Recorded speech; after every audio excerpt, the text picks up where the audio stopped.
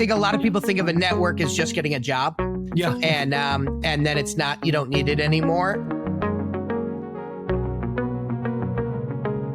Hi, everyone. It's Dean. And it's B. We're here to help you build your commercial real estate network so you can get your foot in the door and design the career of your dreams. We interview leaders in commercial real estate and hear their stories of failure, triumph, basic survival, and hard-won wisdom. It's like having coffee with the real estate pro. You're listening to How I Got My Job.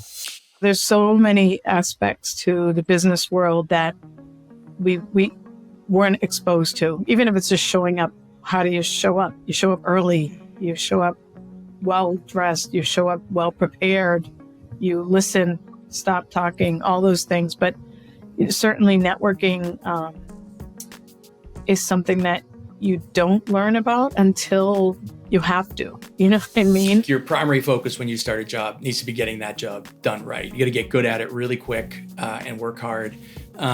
But then it's much more important to pick your head up and sort of see the big picture, right? The forest from the trees, as they say. That makes your job way more enjoyable anyway, right? Like to know how the thing that you're working on integrates with the bigger picture, right? The bigger picture is always more interesting. But by having that up and being aware of what's going on around you, that's when the other opportunities present themselves. You'll find about this business, it's an apprenticeship business. If you learn and you focus, you have good certain skills, you can pick up a lot of stuff. And if you work in a culture that supports growth and knowledge, they'll train you. And I got trained and I started learning and it was fascinating. Professional relationships are really important. And I think that is something that, maybe as a bookish person, maybe you can forget and maybe undervalue. I think there are lessons kind of in everything that you read. You know in your gut what you need to do. It may not always be what you want to do. You have instincts that make sense and you should trust it. And especially people of your first gens who come from such a diverse culture and a diverse background and have all these experiences that others do not have. You have something to share with people and you should share it and voice those opinions when you have them, especially when they're coming from your gut. It's okay to be the only, represent yourself well, represent your firm well. And if there are issues that come up, address it. At the end of the day, you have to do the work.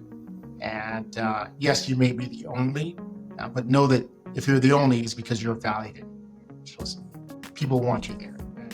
So take your own value, combine, and do your best. Of course, I wanted to get the job that paid me the highest amount of money, but like you're also thinking about what type of firm am I joining? Like, how are they setting me up for the next job? So much of this is about curiosity and learning and plugging whatever holes you may have in terms of your skill sets. Just working hard and being flexible can get you pretty far. Having those relationships is even more important than having the hard skills sometimes.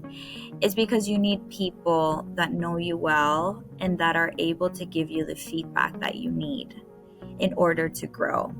So Massiel, quick question. When did you find out you got the job? Last night. It hasn't even been 24 hours.